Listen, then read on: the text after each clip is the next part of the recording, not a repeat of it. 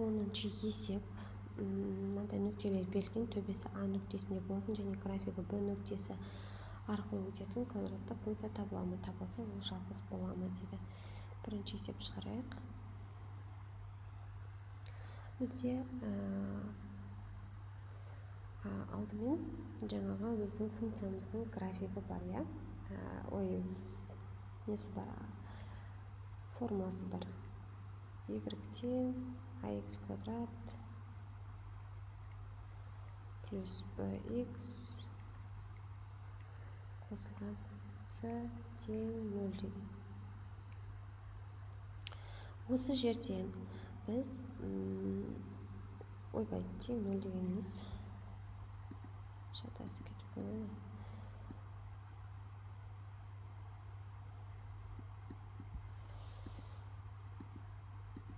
Ойланып отырмын. Енді осы жерде біз мына бірінші нүктенің төбесі деп тұр, я? Төбесі А нүктесіне жатады. Яғни параболаның төбесі десе, онда ол А нүктесі М және N координаталары ғой.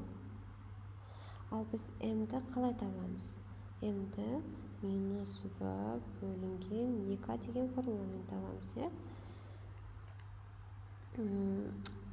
Сонда мына жерде М ол бізде 0-ге тең болып тұр да.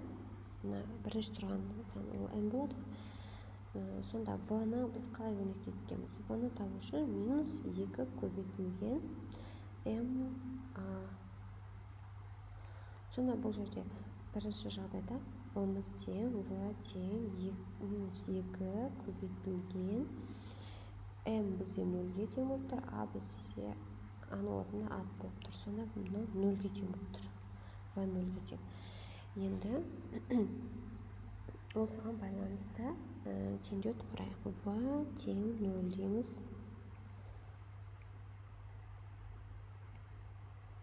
Және енді мынау екінші Б нүктесі арқылы өтеді деп тұр ғой.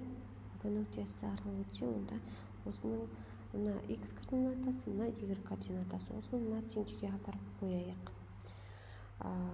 X орнына 1-ді қоямыз. Сонда А қосылған X орнына 1-ді қойдық. Сонда Б-ға көбейтілген Б қосылған С тең бізде Y-іміз нешеге тең болып тұр? 3-ге тең болып тұр. Енді келесі. Мына графиктің әрі мына нүкте функцияның графигіне тиесілі болады. Сол себепті де осының координаталарын дәл осылай қойып шығамыз. Мұнан X деп ойлаймыз, мұнан Y. X-дің орнына 0-ді қоямыз. 0 қосылған 0, сонда С тең. Y-дің орнына 1 қоямыз. Сонда мынау 1-ге тең. Сонда 1-ге тең, В 0-ге тең. Сонда А-ны тапсақ болды. А қосылған В-ның орны 0 болып тұр. Қосылған С-ның орнында 1 тұр. Сонда бізде А 2-ге тең екен. Біздің функцияның графигі сонда 2. Мынаның орнына барып қойыңыз. А-ның орнында 2 тұр, 2х квадрат. Б-ның орнында 0, яғни Б жоқ. С-ның орнына 1, қосылған 1. Осындай жауабы осы болып шығады екен. Осындай график болады екен. Енді екінші есеп. Екінші есепте А 8-де 1. 8-де 1.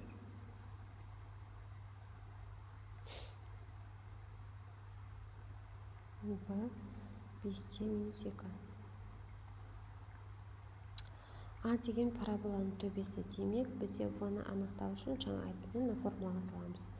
В тең минус 2 көбейтілген М деп тұрған ол 8. 8 көбейтілген А. Сонда минус 16 А болады. Сонда жазамыз, жүйені құрамыз. Минус 16 А-ға тең В-мыз.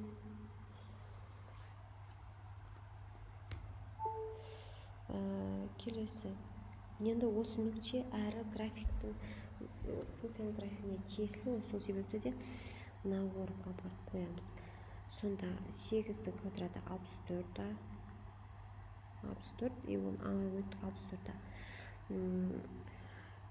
8-ді b-ға көбейтеміз. 8b қосылған с тең y-гі бізде 1-ге тең болып тұр. Тең 1 болады. Енді мына нүктені осы неге қоямыз, формулаға қоямыз. X-ның орнына 5-ті қоямыз, 25a болады сонда.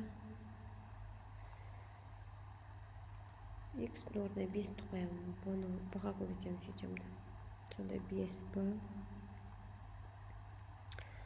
қосылған с тең -2-ге. Осындай теңдеу шықты. Енді біз b-ның орнына, мына 2 теңдеудегі b-ның орнына -16-ны апарып қоямыз. Сонда 64a азайтылған 16-ны b-ның орнына -16-ны апарамыз ғой, яғни 8-ге көбейту керек. Сонда 8 4 ойда 128 болады, 128 a қосылған с тең 1. Мына жақта 25a. Енді -16-ны 5-ге көбейтеміз. -80a қосылған с тең -2-ні береді.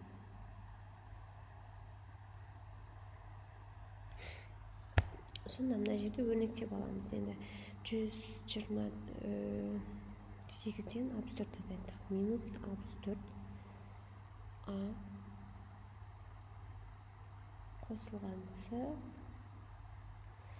тең 1-ді береді. Мына жақта 25-тен 80-ді азайттық. -55a қосылған с тең -2.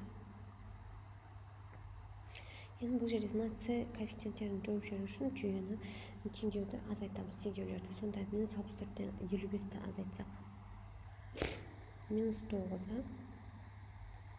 с мен с жойылып кетеді.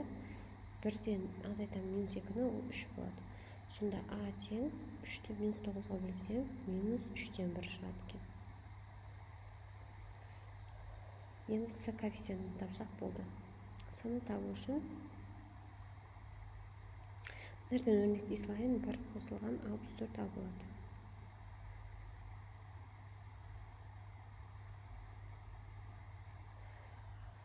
Сонда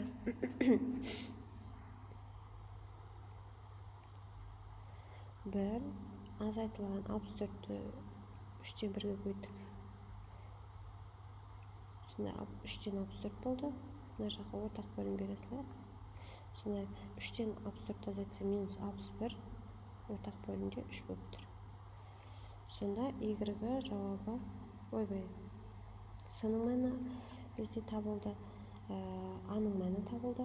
v-ның мәні табамыз. V-ның мәні -16-ны -3-тен 1-ге көбейтеміз. Сонда плюс болып кетеді. 3-тен 1-ге көбейтіп, 16-тан 3 болды.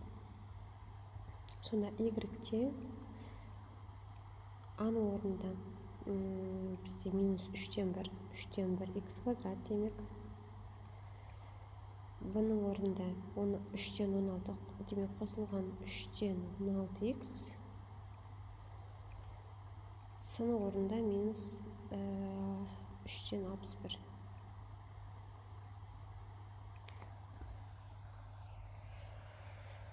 Біздің теңдеуіміз шықты. Енді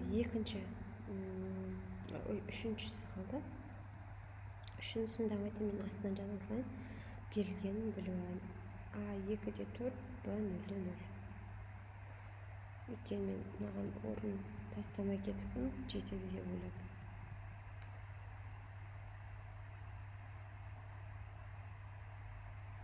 Бәсе 2-де 4.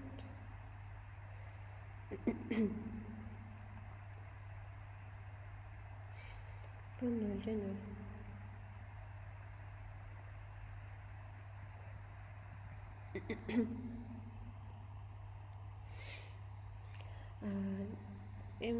B-ның мәнін табыламыз. B тең -2-ні көбейтемін мына 2-ге, көбейтемін аға. Сонда -4а болады. Бұның мәні -4аға тең. Келесі. Енді жаңағы функцияның орнына барып қоямыз. Функцияның формуласына 2-ның квадраты 4а қосылған 2b қосылған c тең y-ге. Y-ге бізде 4-ге тең болып тұр, 4 дейміз. Мына жақта x 0-ге тең болып тұр, 0, 0. Сонда c тең 0 болады. Сонда мына жерге c-ның орнына 0 қойдық. 4a бұның орнына -4аны қоямыз. Сонда -8a болып кетеді. Мына c-ның орнына 0 тұр, сонда тең 4. Сонда -4a тең 4, a тең -1.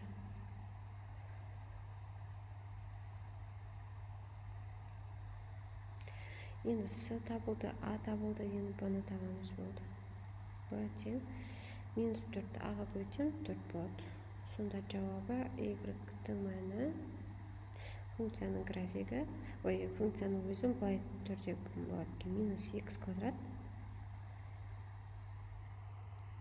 қосылған, бұның орнына 4 тұр, 4x. С бізде 0-ге тең, сонда бірге с жазбаймыз.